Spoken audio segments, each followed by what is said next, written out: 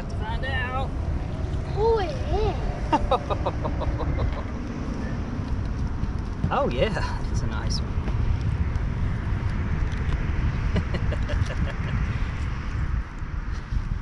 That's just too fun. Hi, and welcome to our channel. My name is Annie. Shooting, fishing, and outdoors. Like, comment, share, subscribe. Good job. Hey guys, welcome back to the channel. It is the end of August and I'm out here on the boat doing some rigging and I got everything out, so I figured we'd just go ahead and we do our top baits for the month of September. Okay, first thing here guys, I'm just gonna run through these rods. Topwater, first one here is a whopper plopper. This is that smaller size, that 110. If you can fish it clean and there's not a bunch of floating eelgrass around, I mean, this is the one I'm picking up because it has treble hooks, so it increases your chances of hooking up with those bass.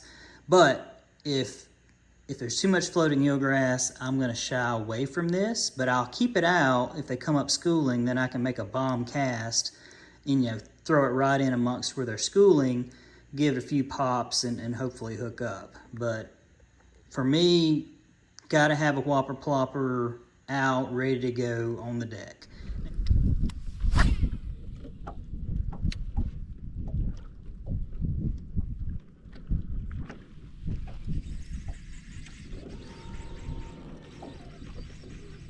Oh, did he come over? Is he just so small that I can't?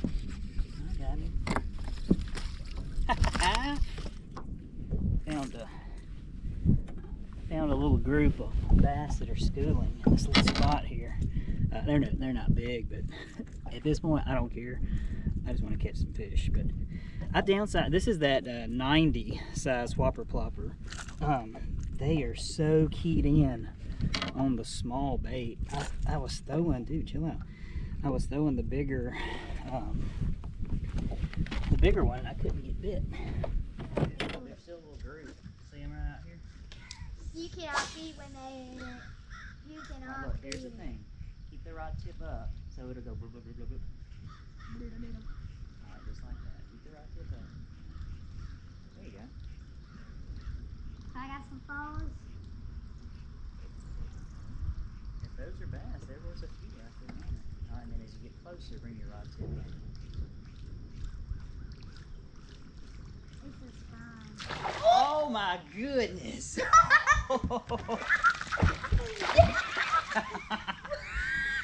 that awesome? You cannot beat it. Oh my goodness! You cannot beat it. Now, like I said, if you're just working a grass line or something like that, and the eelgrass is just too much, you keep getting bogged up, you may want to try a buzzbait. And this one here in particular, this is that accent buzzbait that Jacob Wheeler helped to design. What I have it paired up with, now I've pulled the skirt off, and what I have on there is, that is a Z-Man goat, and that particular color is called the Deal. And I like it. It's got that kind of, well, more pearl underbelly. Just a real good all-around color. But I like that. I think that'll make it look a little more shaddy. But then I like these little flappers on the back too. Doing two things, just causing a little extra commotion back there, but also, that bait is wide. It kind of gives it a good base and keeps it where it stays up. So anyway, that's gonna be my setup there. If you watched last month's video, I went into detail about the setup for this. I'm throwing it on 40-pound braid. This is a 7'6" medium heavy. It's actually a cranking rod. It has a really soft parabolic tip, but I like that for this particular setup. I mean, this is actually my chatterbait rod, and the reason I like that is it gives them a second to get it in their mouth with that parabolic tip. Then I have the braid on here. When I set the hook, it'll drive that hook on home.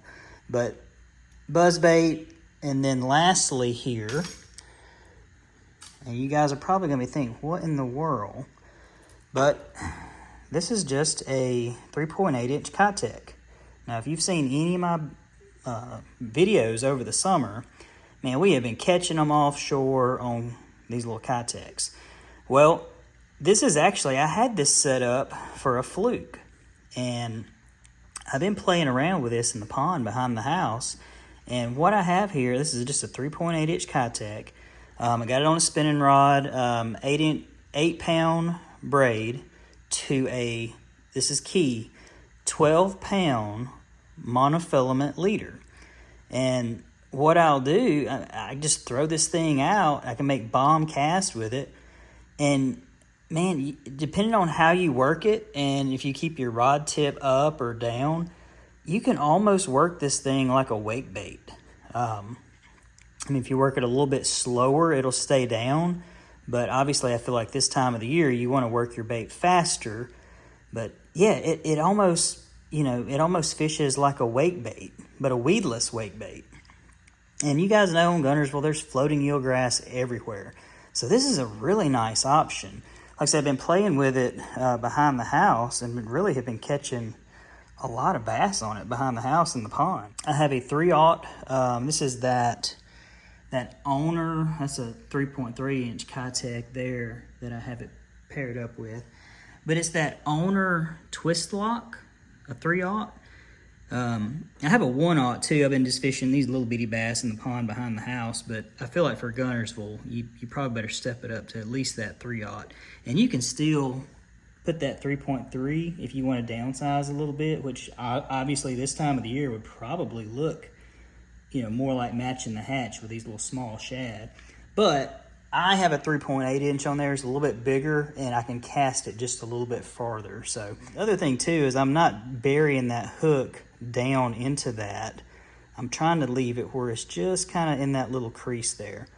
But you guys give that a try. Like I said, I've been playing around with it behind the house, and man, I've been catching quite a few bass on it. But like I said, it almost fishes like a weedless wake bait. Really nice option for this time of the year as the bass are moving shallow. They're feeding up, a lot of topwater action. But like I said, with Guntersville, man, it makes it so challenging with all the floating eelgrass. I feel like this is a good option. So you guys give that a try and let me know what you think. All right, I feel like I should mention this too. This is actually my frog setup, a 7'6", extra heavy, 50-pound braid. I had my hollow body frog on here, but I took it off, and I have that zoo pop on there for now. I really like this color here. Like I said, they're so keyed in on shad. I feel like in more of an open water deal, that if, let's say they're schooling, but they're schooling just in just wads of eelgrass and whatnot, well, kind of same thing. I mean, if you're concerned that they're in an area where you're not going to be able to get one out, like if the vegetation is just too much for something this light, then, you could get away throwing this right here. That is a really cool color. That color is called Silver Minnow. And boy, it has got a lot of flash. So, okay, next thing, let's say that, you've been fishing some early morning stuff, topwater. It's not time yet to really go, punch mats. The sun's not up high enough, but you're ready just to start covering some water. But hey, maybe there's not a whole lot of chop on the water. Man, it's hard to go wrong with the Zoom UV Magnum Speedworm. I've talked about it all summer. Man, just go shallow, fish grass flats, grass edges. I still have that 3/16 ounce on there, but depending on where you're at, I mean, you may want to even downsize some more with that.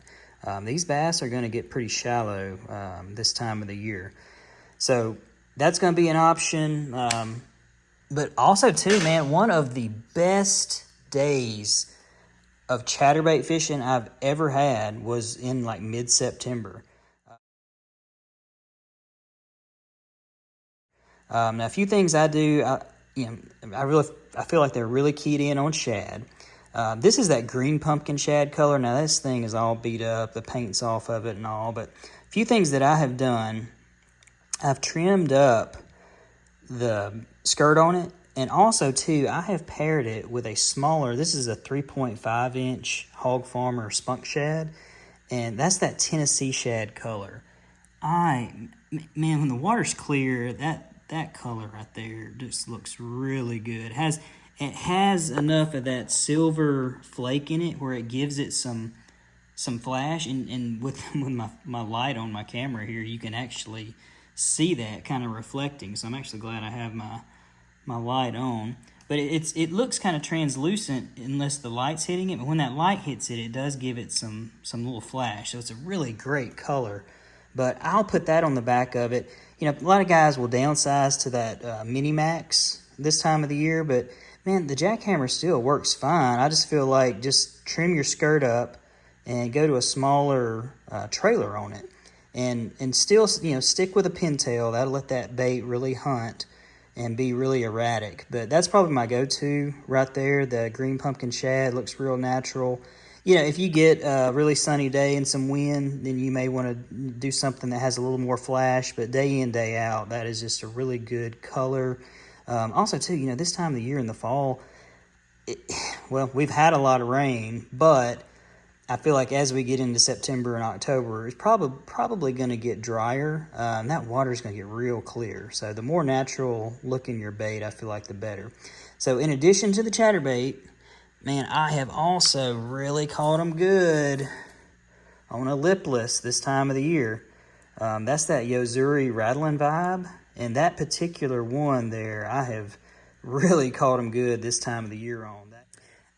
That color is kind of a chrome color. It's called black silver. But man, that is a really good color. Especially you get a little sun, get some chop on the water. Man, that is a really, really good lipless crankbait, especially for this time of the year. Now, I really like, you know, more shad looking colors. This is not a time of the year I'm throwing reds. Like I said, you can throw something a little more translucent, or if you're cloudy, you could maybe get something a little more bone color. But like I said, you just got to keep in mind too, a lot of times this time of the year, the water is really clean. So even on a cloudy day, you might want to do something a little more like translucent color here, look more natural. All right, and then also too, you know, I talked about the Keitechs earlier. Man, it's hard to go wrong too with the Owner Flashy Swimmer here. You can pair that up with a 3.3 or 3.8-inch Keitech. I'll be honest with you, I lean more toward the 3.3 this time of the year just because the bait is so small. But man, it is hard to go wrong with that. Like I said, even if you don't have much chop on the water, you can take that little blade off and then just fish it, you know, just like a weedless swim bait. Which is a good option.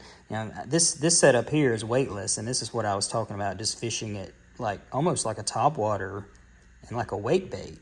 But you can take that little blade off, and if there's no wind and it's kind of calm, you can just throw this around and, you know, work it in the shallows, and it's a very, very good bait for this time of the year. But if I get a little bit of chop on the water, I'm going to keep that blade on there. I mean, it's small. If you get a little bit of chop on the water, you can get away fishing that little blade on there. But anyway, really, really good bait for this time of the year. And I thought I would mention it too when I was talking about the topwater. A fluke, this is a good option here. All right, I was saying that, you know, I had this particular setup for a fluke. But like I said, I've been fishing this almost like a wake bait. Now, if you don't want to do that and you want to fish a fluke, I figured I'd talk about this real quick. I've been playing around with this hook. This is a new hook that Z-Man has come out with, and it does really good for flukes. Now, this isn't one of their Z-Man baits, but yeah, this is an X-Zone Lures Whiplash Shad. But I thought I would show y'all this hook. It's really cool. So you can see it's got that little keeper there. So this really more designed for the Elastec baits, but this isn't Elastec, but it works. The reason I like it for a fluke, and really any kind of fluke, is because of this little keeper it has here. You can kind of push it up as far as you can, because when I'm working this, obviously I'm wanting this to be topwater, and you can kind of keep it pushed up like that real close, and then it'll stay pretty weedless. If you guys have fished a fluke much, you know what ends up happening on a lot of these EWG style hooks. If that, without that little thing right there, you start throwing it around, and if you don't have it exposed, it starts doing stuff like that. Well, with this little, I don't even know what you call it, it's just a little piece of plastic that they have on there, you can push it up, and it really keeps that hook tight to the top. Anyway, yeah, pretty cool new hook, really good for a fluke, any fluke. Like I said, it's made specifically for the Last Tech baits, but I've been playing around with it with some others, and like I said, this X-Zone lures, the Whiplash shad here, it works really good on it as well. Now, I'm going to say this, I'm going to go ahead and mention a frog, but I'll be honest with you, in September, I'm probably not going to fish the frog as much as I am going to be punching in the month of September. Now, once we get to October, I'm going to spend a lot more time throwing a frog around. Now, having said that, will I have this on the deck? Absolutely, I'll have it on the deck in September. If I come upon a mat and I think it looks right, then I'm going to be throwing this some too. But you got to have a frog in September. Like I said, I don't have it tied on at the moment because I have this little bugger still on there. Because I feel like, I wanted to have this on for more of an open water deal. And then if I, once the day gets going, if I'm, fishing some mats, then I'll just take that off and I'll put my Swamp Lord on. I want to talk about the Swamp Lord just a little bit and why I feel like it is probably the best mat frog. It's pretty heavy, all right? A lot of these guys are putting BBs and whatnot in their frogs to make longer casts and this, that, and other, and also so it'll sit in the mat a little bit, further down. This thing is, it's heavier, and like it floats good, but it's a little bit heavier, if that makes sense. And man, it is very soft too. So like some of these frogs, you literally have to bend out the hooks a little bit. And this Swamp Lord, man, it comes out of the package and it's pretty much ready to go. The only thing I feel like you need to do is just trim your little legs down a little bit. Just make it wherever you like it. I mean, I wouldn't do it right up close, but leave you maybe 2 inches there. But had to mention the Swamp Lord. I'm going to have that ready to go for the month of September. All right, so kind of the meat and potatoes for me for this time of the year, for September. What I'm going to be doing probably the most of, at least after that early morning, maybe like covering water a little bit and trying to catch some topwater fish. Man, once that sun gets up, and even if it's cloudy, I mean, they're still going to be relating to those mats.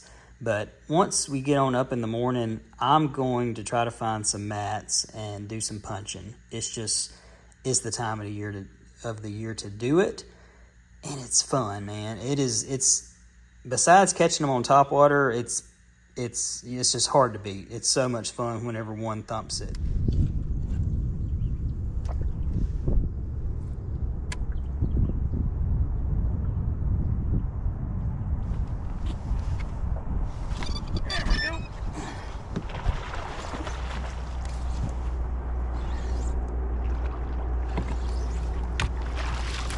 Yes. That was fun. But I want to talk about my setup a little bit. I went into some detail about it last month, and I want to tell you guys a big mistake I made last month. So I was punching some mats earlier this month in August, and I talked about got some 65-pound braid and put on, and I started just working this little stretch of mat. And man, I would, pitch it out there and kind of bring it back and forth.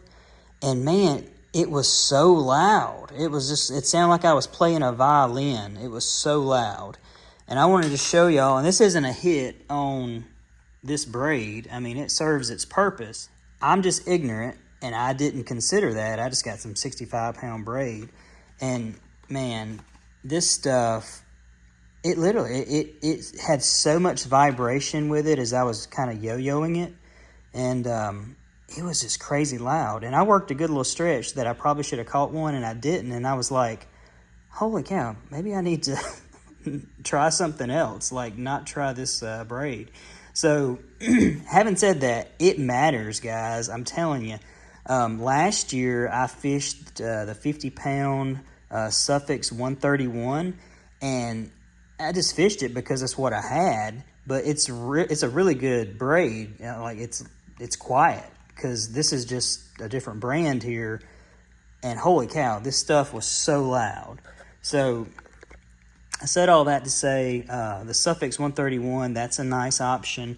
What I have done, and I don't have the box with me, but you can see how dark that is right there. This is that Cortland Silent Flip. I have went back to 50-pound as well. I just feel like it goes through those mats a little bit better. 4/0 straight shank hook, got a snell knot on there, and then I got a 1.5 ounce flipping weight on there. Of course, that's that Crush City cleanup crawl. If I had one color, it'd be green pumpkin, black and blue, and that's what.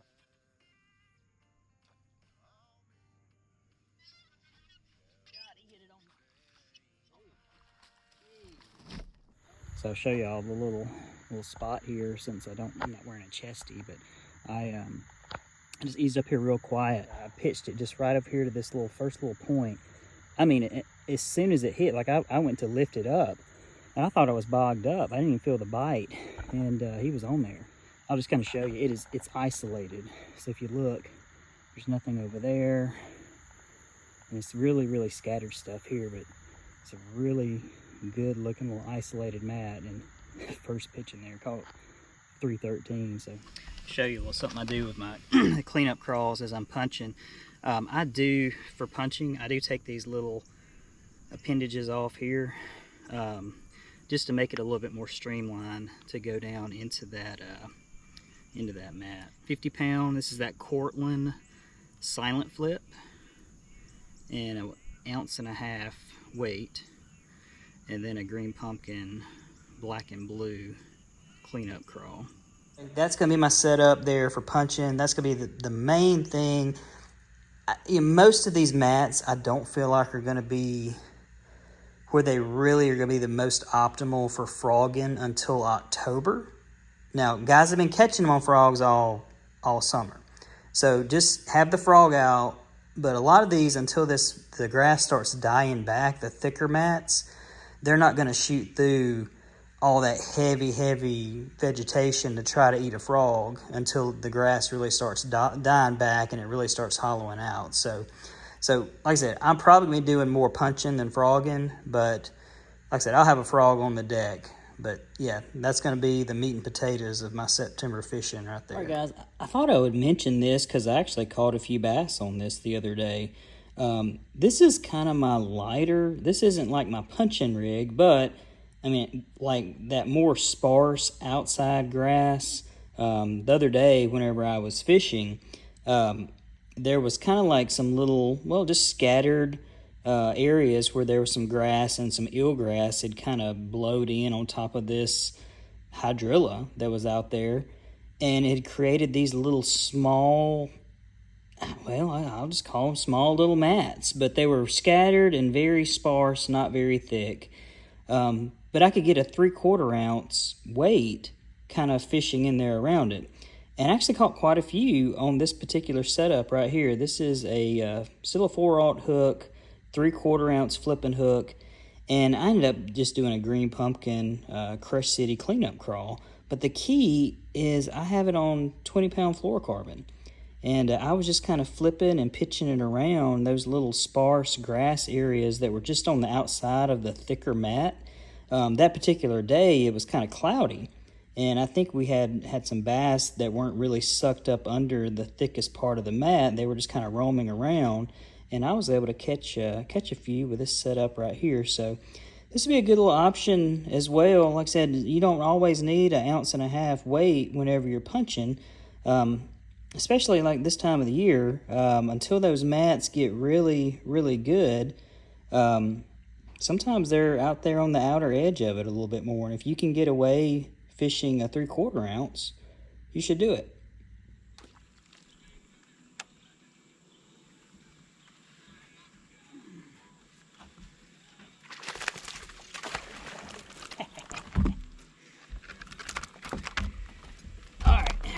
that was a little different bite. That was that was a little more my lighter rig there. 3/4 ounce. So a few little patches on the outside of this mat. So I did 20-pound fluorocarbon.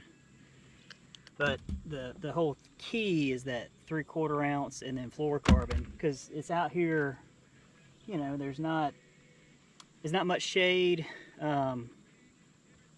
They can see it better. So anyway, fluorocarbon, a little bit lighter weight. Try to go as light as you can, depending on what you're in. And like the deeper or the thicker stuff, I'm gonna need 1.5 ounces. But that little sparse stuff on the outside, I don't need that big of a weight. So a little 3/4 ounce. Got another one. You can kind of see the big, you know, the thick mat is back here, but out here on the outside there's this sparser stuff. So I threw that 3/4 ounce. I'm just kind of like, you know, covering this outside scattered stuff. But it's like I said, it's not really that thick, so I could get a 3/4 ounce through there, and even fluorocarbon. So, but anyway, that right there is where I caught that bass. All right, guys. Well, hopefully that was helpful for you. Like I said, the big thing, if I could kind of tell you guys that I learned last month that was a big deal, was the loud braid. Like, I had no idea it would make that big of a difference, but holy cow, like that braid I was using, whenever I was yo-yoing that bait back and forth through the mat, I feel the vibration in my hand, and I knew if I could feel the vibration in my hand, the bass could feel it there too. So anyway, yeah, I'm gonna try this this Cortland silent flip. I'm anxious to give that a try this month and see how it goes. And yeah, I mean, I'll let you guys know. Like I said, I'll let you guys know if I'm on something and it's working, I'll share it. If I mess up, I'll share that too. And I'm not ashamed to let you know I made a big mistake. I wasted probably an hour of fishing that morning, and then when I finally was like, "What are you doing?"